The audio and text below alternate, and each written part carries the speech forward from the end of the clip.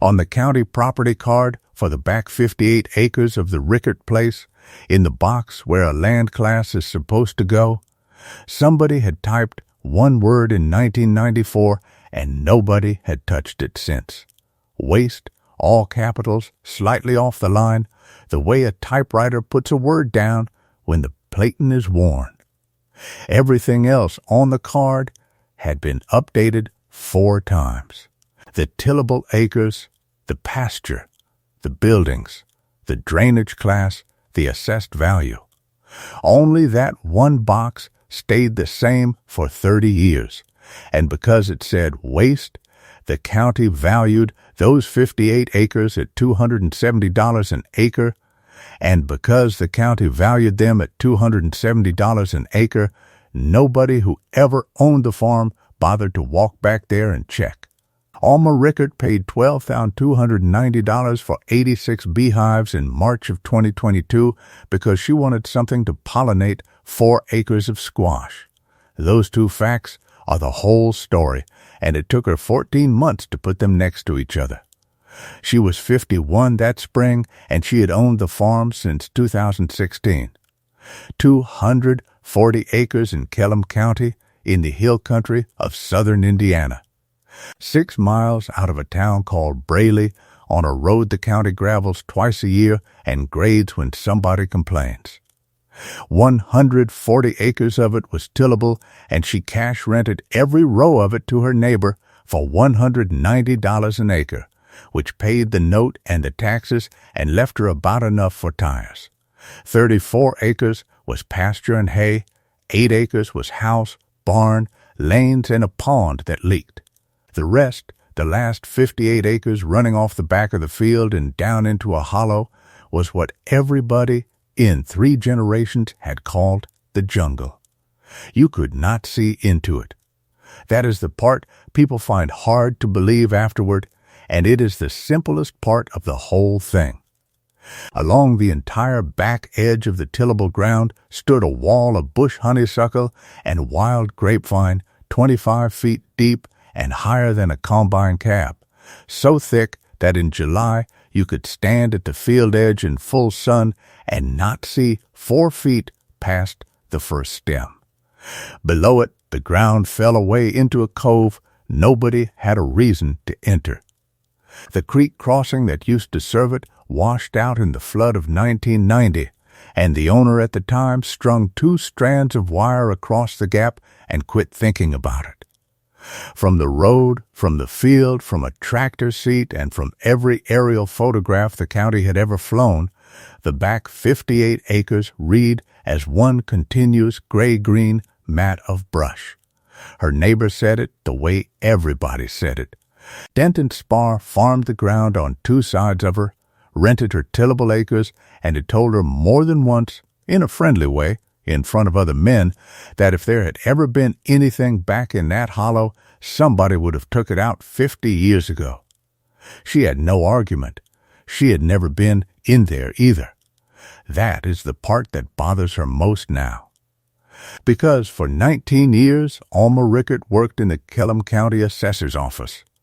She started as a part-time clerk in 1997 and finished as a deputy assessor, and a great deal of what she did all day was sit at a counter and type land classes into boxes on cards exactly like the one on her own farm. Tillable, pasture, woodland, waste, she had typed that last word herself hundreds of times. On ground she had never laid eyes on, off a form somebody else filled out, off a line an aerial photograph could not resolve. Nobody alive in that county knew better than she did that the word was a box on a piece of paper and not a report on anything. And she still farmed 240 acres for 6 years without once walking behind her own back fence. What she had in March of 2022 was a squash problem.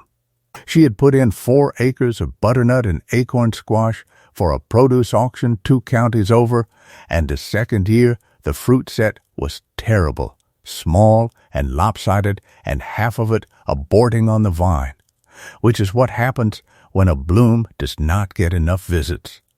A man at the auction told her flat out she did not have enough pollinators. Renting hives for the season would have run her about $95 a colony. She did the arithmetic on the truck seat in pencil the way she does everything. 4 acres of squash wants about 8 colonies to do the job right. 8 rented colonies at $95 is $760 a year, every year, forever, and the squash in a good year was going to clear her somewhere between $4,000 and $6,000. She could pay it. It would just come off the top of the only enterprise on the whole place that was hers instead of rented out. There is a particular kind of arithmetic that people who farm 240 acres and rent 140 of them out get very good at, and it is not the arithmetic of making money. It is the arithmetic of not spending it. The note on the farm was $1,600 a month. The tillable rent covered that and the taxes, and not much past it. Everything she actually did on that place, the squash, the hay. The 9 head of feeder calves she ran on the pasture some years, ran on whatever was left, which in most years was the price of a set of tires and a load of gravel for the lane. So she started reading the classifieds in the back of the Braille paper, the way some people read the obituaries, out of habit, 3 times a week for 2 years, which is how she saw it. A woman named Ruthann Wisner put in an ad offering 86 beehives as 1 lot cash, gone in 11 days, and Alma drove over the same afternoon with a stock trailer and a checkbook. Ruthann's husband had kept bees in Kellam County for 41 years and had gone into an assisted living place in February. The shop building where the equipment sat had sold with the house. She needed the bees off the property before the closing, and she had already had 4 men look at them. All 4 walked. There was nothing whatsoever wrong with the bees. The problem was the boxes.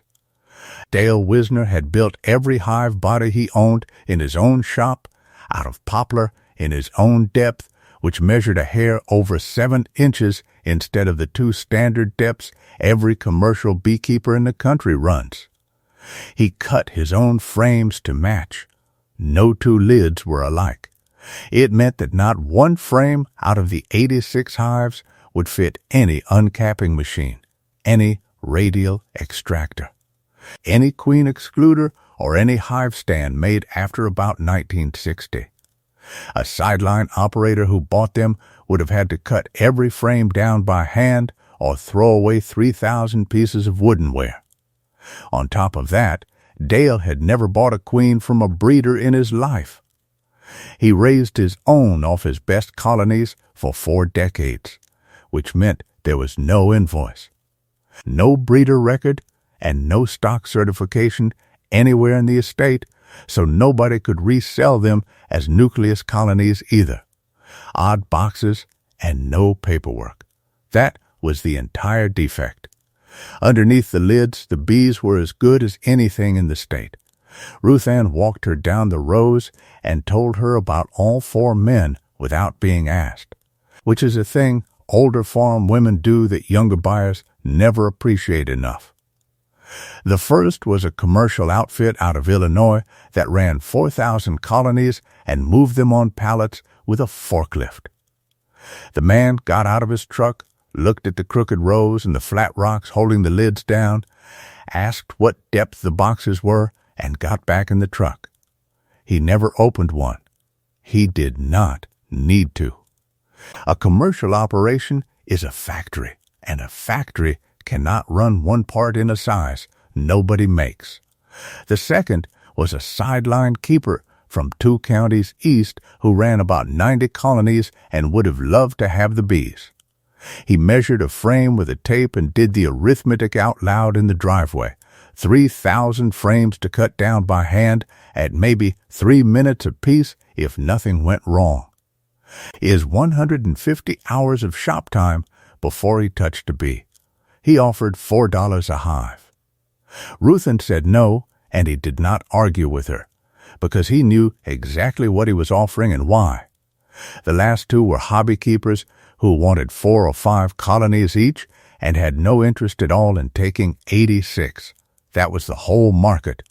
Alma stood in the weeds and understood something that took most people longer, which is that not one of those 4 men had said a single word about the bees. They had talked about pallets and frame depth and shop hours. Every one of them had priced the woodenware and thrown the livestock in for free. Dale Wisner had built the boxes that way for the most ordinary reason there is. He had a shop. He had a source of cheap poplar through a cousin at a pallet mill. And in 1981, a hive body cost real money. He built what he could build with what he had in the size his own saw was already set for, and then he built 41 years of everything else to match it. Ruthann said he had known perfectly well for a long time that it made the whole outfit worthless to anybody but him. It was the only thing about the bees he had ever been sheepish about. Alma did not know that yet, and she did not take anybody's word for it. Indiana, like most states, sends an apiary inspector out for free if you ask, so she asked, and a man named Curtis Pell met her at the Wisner shop on a warm morning and opened 14 hives at random while she watched. He found no disease. He found brood in tight, solid, wall-to-wall patterns, which is what a strong queen produces and the single easiest thing for a trained man to read. He picked up the back of one box, judged the weight, and told her there were 60 pounds of stores in it in March, which in southern Indiana is a colony that has been managed by somebody who knew exactly what he was doing. He walked her through what he was doing while he did it, because that is most of the job. A solid slab of capped brood with no gaps in it means a queen laying steadily in a straight pattern, and it is the single fastest way for a trained person to judge a colony without knowing anything about its history. Gaps and scattered cells mean trouble, and there were no gaps. He checked the brood for the diseases the state cares about and found none. He looked at the bees themselves for deformed wings and did a mite wash on 3 colonies out of a jar he carried in his truck, and the counts came back low enough that he told her Dale had been treating properly and on time right up until February, which for a man of 84 going into assisted living is a fairly remarkable thing to be able to say about him. Then he did something she did not expect. He tipped the back of a hive up with 2 fingers, held it for a second, set it down, and told her there were 60 pounds of stores in it. In March. In southern Indiana, in March, most colonies are running on fumes and a lot of them are being fed sugar syrup to get them to dandelion bloom. 60 pounds in March is a colony that went into winter heavy and came through it with room to spare. She asked him what the bees alone were worth, without the boxes. He said a strong, overwintered colony in March, sold as a nucleus with a laying queen, brings $150 to $200 in Indiana, and that he could not tell her that because there was no paperwork, so officially they were worth whatever somebody would pay for them, which, as she had just seen, was $4. Then he told her the honest part, which was that the equipment was worth nothing and she would be living with those odd frames for the rest of her life. She offered $15 a hive for all 86. Ruthann took it. The whole lot came to $290, which is what 1.5 rented colonies would have cost her for 1 summer. It took 3 nights to move them. Bees have to be hauled after dark with the entrances stapled shut, and Alma had never done any of it before. She set them in 4 rows along the south edge of her squash ground, 300 yards from the back fence where the sun hit early and the honeysuckle wall broke the wind. It is heavier work than anybody who has not done it imagines. A full hive in March weighs between 80 and 120 pounds, and it does not have a handle, and it is alive, and it objects.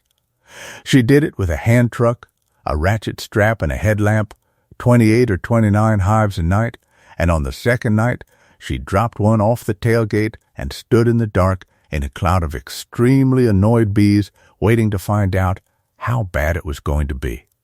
It was not bad. Dale Wisner's stock, whatever else it was gentle, and that turned out to matter more than the boxes ever did. She lost 4 colonies that first spring, which Curtis Pell told her later was a perfectly ordinary number and better than most people manage on their first year. That left her 82. Denton Spar came by on the second morning, looked down the rows, and said she had just paid $1. $290 for 86 boxes of another man's mistakes. He said it in front of 2 other men at the co-op counter in Braley the following week, too, and by June it had turned into the standing question people asked her when she came in for anything. How are the boxes Alma the squash set beautifully that year? That part worked immediately, and if it had been the only thing that happened. This would be a story about a woman who solved a pollination problem for the price of a set of tires. What happened instead started with a scale. She bought a luggage scale at a truck stop for $22, the kind with a hook and a digital face that people use to weigh a suitcase before a flight.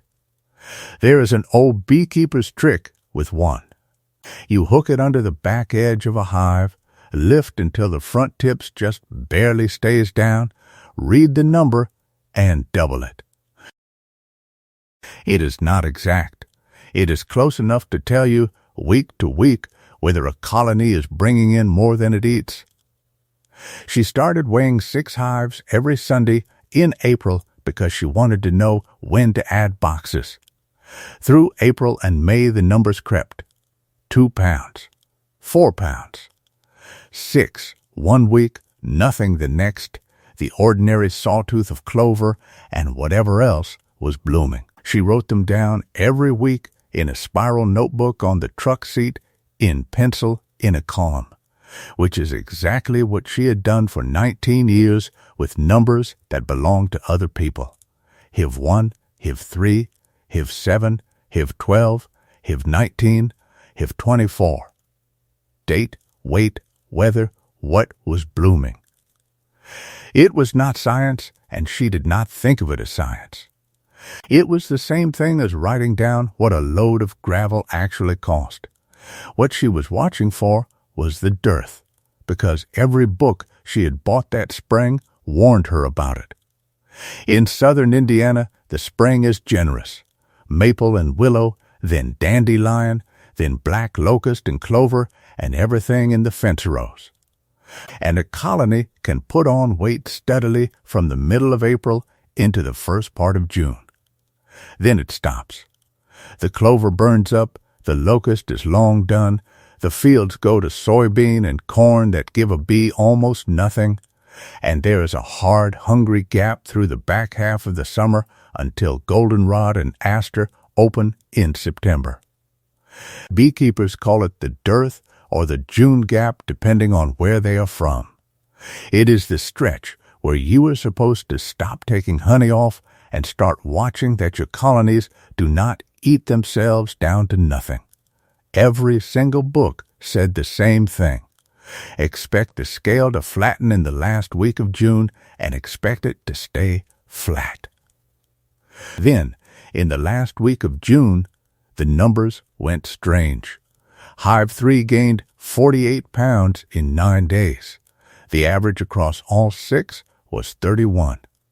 She thought her scale was broken, so she borrowed a set of platform scales from the produce auction and weighed 4 more hives.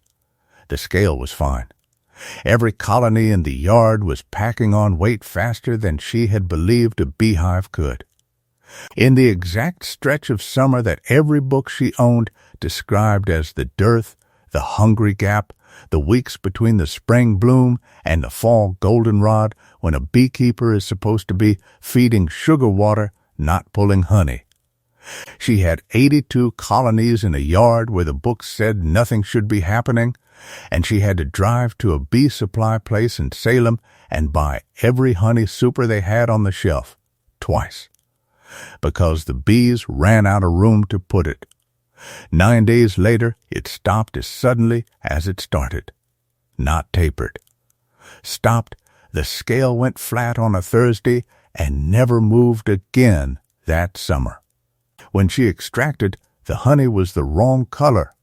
She had seen the honey from her own ground, from soybeans and clover, and it comes out a light amber, the color of weak tea.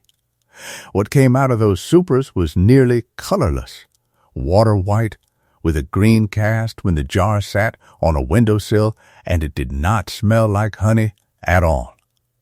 It smelled sharp and cool, almost like mint, so distinct that her sister thought she had washed the jars in something. She pulled 2,900 pounds of it off 82 colonies in a summer the books had told her to expect nothing in. She asked around, because that is what you do. She asked the man at the bee supply in Salem, who said it sounded like a good clover year and did not look at the jar. She asked at the produce auction, where a woman told her it was probably the soybeans, which it was not, because soybean honey is amber, and this was not amber. She asked 2 hobby keepers on the other side of Braley, and one of them said he had never in his life seen honey that pale come out of Kellam County, and the other one told her flatly that she had bought somebody else's honey by mistake, and it had come along in the boxes. Alma took a jar to Curtis Pell, the inspector, because he was the only person she knew who would have an opinion and no reason to be polite about it. He held it up to the shop window for a long moment and said it was basswood. She said she did not have any basswood. He said somebody within about 2 miles of her hives sure did, and quite a bit of it, because a colony does not put 48 pounds on in 9 days off a fence-row tree. And then he said the sentence that turned a curiosity into 14 months of work. He said that a basswood does not carry a heavy bloom until it is a big old tree. A young one barely flowers. A crop like the one in that jar comes off mature timber standing close together, a lot of it, and there was not supposed to be a stand like that left anywhere in Kellam County. Alma Rickert drove home and got out a compass. Here is the thing about a honeybee that people who do not keep them never learn. A bee does not wander. On a heavy flow, a colony sends its foragers to one source, and they leave and return on a straight compass line, thousands of them, the same line all day. Stand behind a hive on a good morning and you can see it, a thin, steady stream of traffic climbing to about 30 feet and setting off, and every hive in the row aiming the same direction like water running downhill. At 10 o'clock on a June morning, she stood behind the 4th row with a $9 compass on the lid of a hive and sighted the line. 68 degrees. A little north of east. 68 degrees off her bee yard did not point at anybody's woods. It pointed at her own back fence. She did not trust it. A bearing is a direction and nothing else. And a direction on its own will tell you the line a thing is on, but not how far down that line it sits. 68 degrees from her bee yard ran across her own back fence, yes, and it also ran on across the county line and out over 3 other people's farms and eventually to Ohio. So she did what a bee man wrote down in a bee book in 1901, which she found because she went looking in a used bookshop in Bedford for anything at all about how a person follows bees. The method is older than the book. It is triangulation, the same thing a surveyor does and the same thing a fire tower does with a column of smoke. One bearing gives you a line. Two bearings from two different places give you a crossing. Three gives you a crossing you can believe. She loaded 4 hives on the truck on a Tuesday night and set them at the far corner of her pasture, a little over a half-mile west of the bee yard. Bees relocated that far have to reorient completely, so she gave them 2 full days, and on the 3rd morning she stood behind them at 10 o'clock with a compass on a lid and waited. It took the better part of an hour, and it nearly did not work at all. The first mornings out of a new spot, the traffic is scattered, foragers going out in every direction learning the country, and she stood in wet grass watching bees go 12 different ways and thought the whole idea was foolish. Then, sometime after 10, the scatter tightened the way water finds a channel, and the outbound line settled and held. She sighted it 3 times to be sure. Then she moved the 4 hives again to the barn lot on the north side of the house, waited 2 more days, and read it a 3rd time. 3 bearings from 3 places, drawn in pencil with a straightedge across the county plat map on her kitchen table. They did not meet in a point. They met in a small, ragged triangle about the size of her thumbnail on the map, which is what 3 handheld compass readings taken by a woman who had never done it before are supposed to do, and which is also how she knew she had not simply drawn what she wanted to see. The triangle sat inside her own fence. It sat a little under a mile from the bee yard, in the bottom of the hollow, in the middle of the 58 acres the property card called waste. In August, she mailed a jar of the water-white honey to a laboratory that does pollen analysis, which costs $175 and takes about a month. A pollen count does not care what anybody believes. Every grain in a jar of honey came off a specific plant, and under a microscope, a trained person can name them and count them. The report came back with basswood at 74% of the grains counted, and behind it tulip poplar, black cherry, sumac, and a little wild grape. The month she spent waiting on that envelope is the part she says was hardest, because there was nothing to do with the information she already had. She could not walk in there. She had tried twice by then, once in July with a pair of loppers, and had gotten perhaps 30 feet into the honeysuckle in an hour and a half before the vine and the heat and the chiggers turned her around. She could not see over it. She could not see through it. She had 3 pencil lines on a map and a jar of honey the wrong color. And the only person she had told was an inspector who was already half convinced. So she read. She read everything the library at Braley could get her about basswood, which people also call American linden, and which bee books have been calling the queen of honey plants for about 200 years.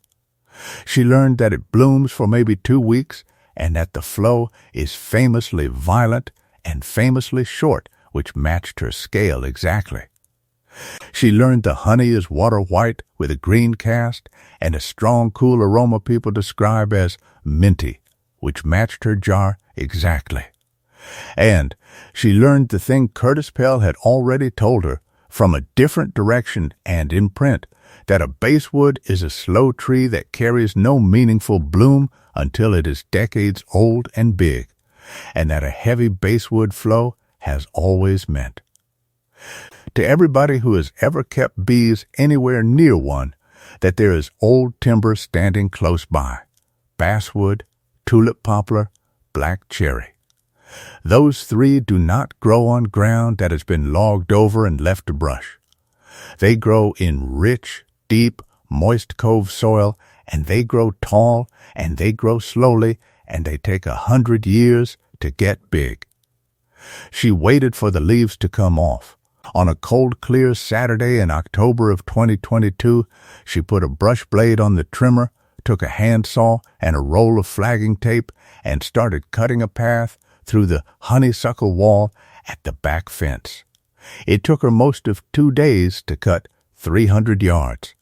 Then the ground dropped and the brush simply stopped. Underneath a closed canopy, nothing grows because nothing gets any light.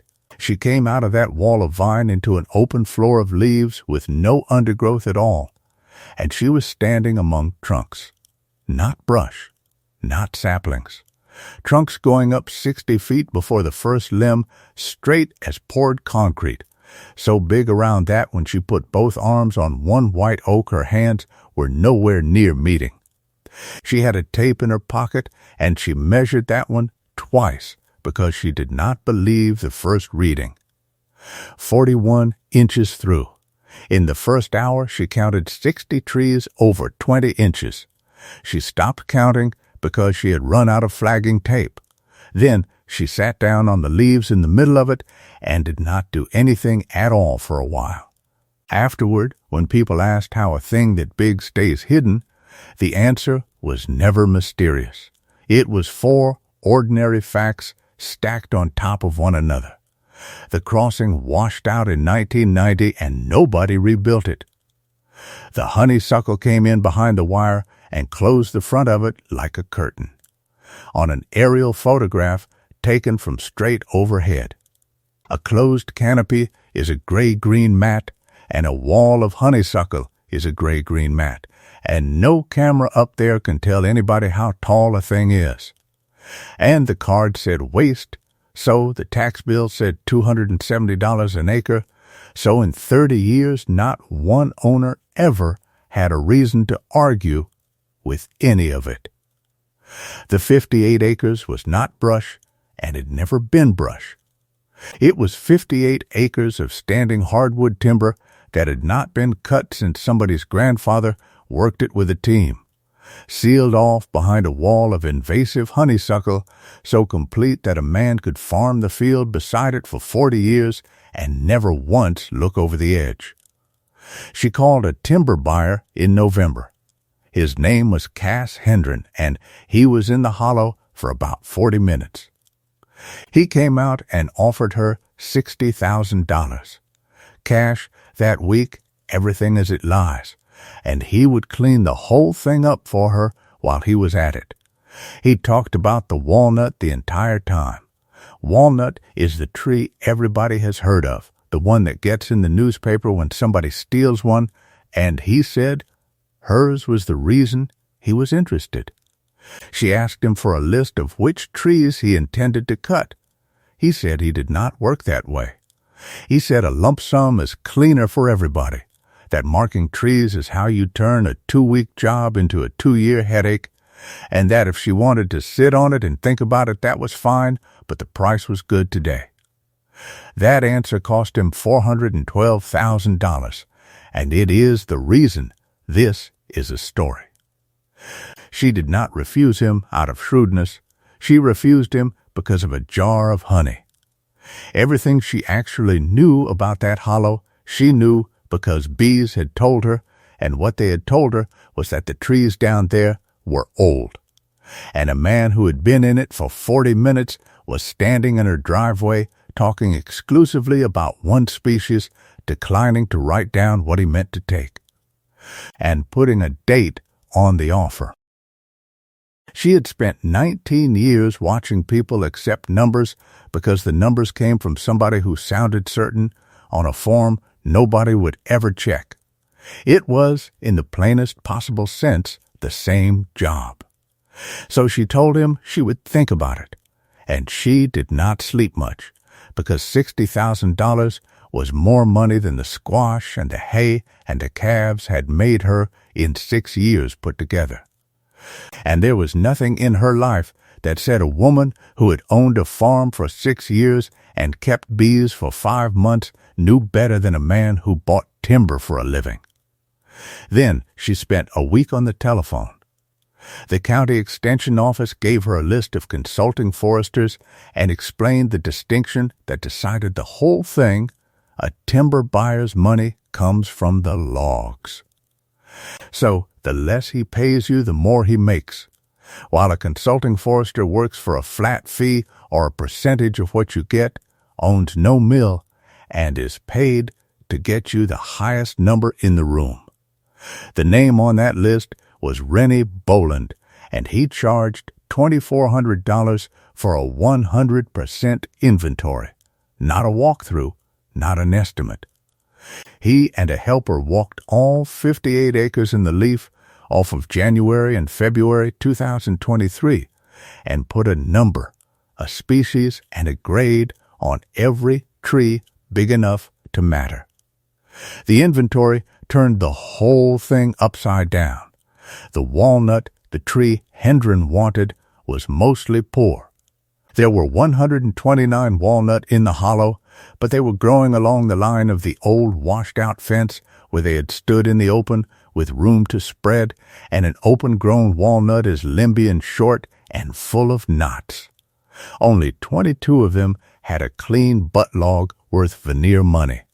Worse, Boland ran a metal detector over the ones nearest the fence line, the way any careful forester does.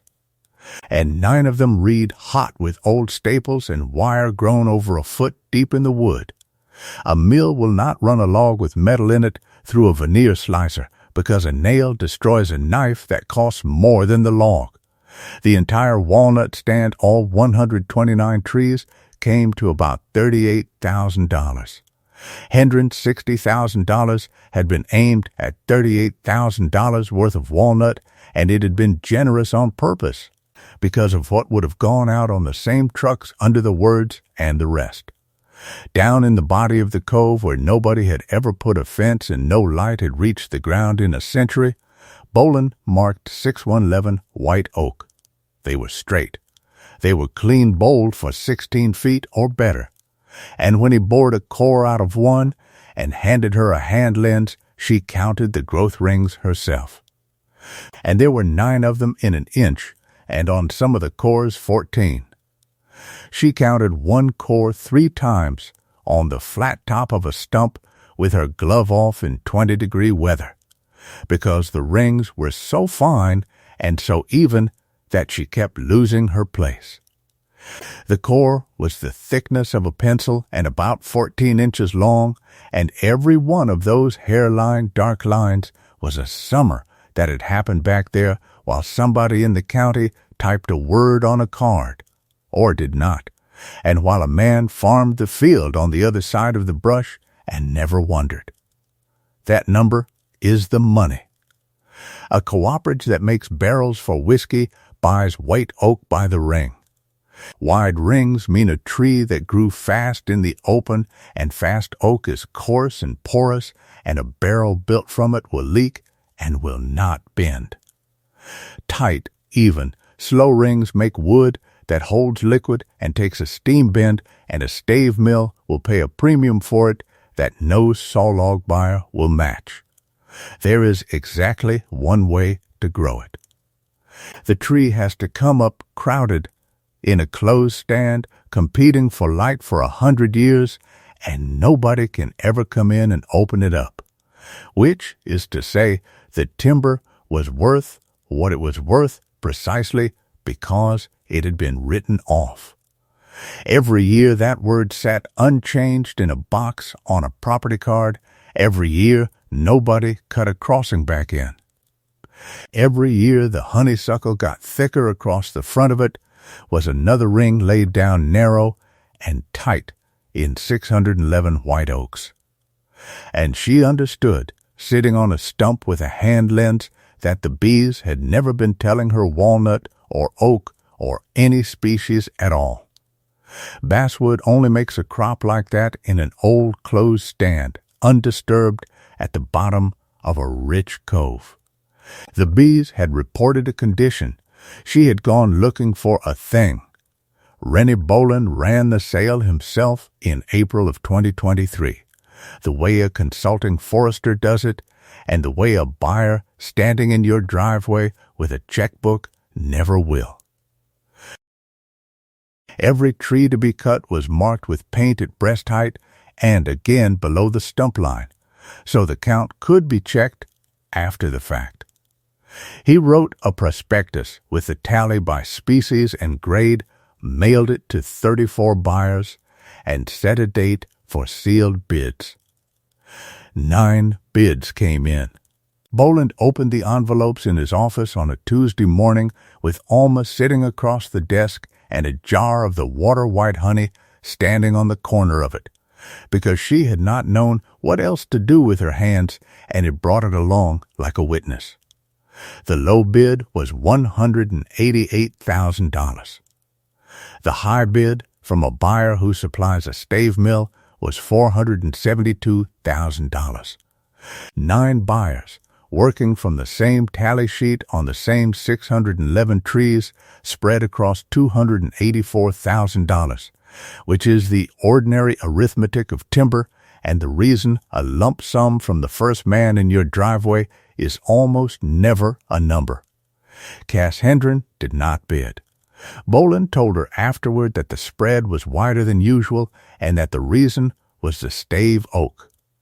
A general sawlog buyer prices a white oak as lumber and comes in around the middle of that range. A buyer who is filling orders for a cooperative prices the same tree as barrel stock, and barrel stock is a different market with different arithmetic, and there are only so many stands left anywhere that will fill it. 4 of the 9 bids were sawlog numbers. The top 3 were not. She read the high bid twice and then put the sheet face down on the desk and sat there. What she said, when she said anything, was that she had paid $1,290 for the bees. She sold 611 marked stems out of about 2,400 trees in that hollow. The contract ran 24 months, carried a $50,000 performance bond, kept every skidder 50 feet back from the creek, kept them off the wet bench entirely, and had one line in it that Boland said he had never written for anybody before. The basswood is not for sale. Not one of them.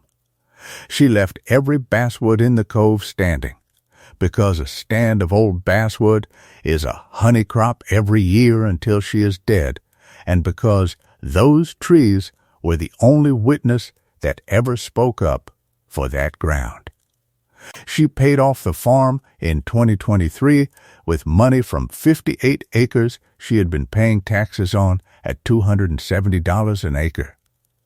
Denton Spar came down to the hollow while the crew was working and stood at the top of the skid trail for a long time, watching a 16-foot white oak butt log go onto a truck. He had farmed the field on the other side of that honeysuckle for 38 years. What he finally said was that he had looked at that brush every spring of his working life and had never once, in all of it, wondered how tall it was. Then she built the actual business, and it did not come out of the timber. It came out of the method. She took the operation from 82 colonies to 340, making her own splits off Dale Wisner's stock the same way he had for 41 years, and started selling basswood honey as a varietal, water white, in glass, at a price no clover honey gets, and in 2024, that crop brought $61,000 on its own. But the other half is the part nobody saw coming. She began putting hives on other people's ground for free, specifically on the written-off corners, the brushy hollows, the back 40 that never got farmed. And in exchange, she took the honey and gave the landowner a written report on what her bees were working and where the lines ran. If the report said something worth looking at, she brought Boland in for an inventory. Her cut was 5% of any timber sale that came out of one of her reports. By the end of 2025, she had hives on 31 farms across 4 counties. 11 of those places got an inventory. 4 sold timber. One man in the next county over had 19 acres behind his hog barn that he had been calling a mess since 1988, and it paid him more than his corn had in the previous 3 years put together. In October of 2024, the county assessor changed the land class on the back 58 acres of the Rickert farm. The word came off the card. Her property taxes went up about $1,900 a year, and she framed the notice and hung it in the kitchen because it is the only piece of paper she has ever gotten that says out loud what that ground actually is. Denton Spar still rents her tillable acres. In the spring of 2025, he asked her, not entirely as a joke, whether she would set a few hives at the back of his place and tell him what they came home with. She still weighs 6 hives every Sunday, and she still keeps the $22 luggage scale, and she still stands behind the 4th row at 10 in the morning in the last week of June and watches the traffic climb and set off at 68 degrees. It is the same line. It always was. It ran across that fence every summer of every year that anybody called those 58 acres waste in broad daylight. About 30 feet in the air, and all it ever took was somebody willing to stand still and look up at it.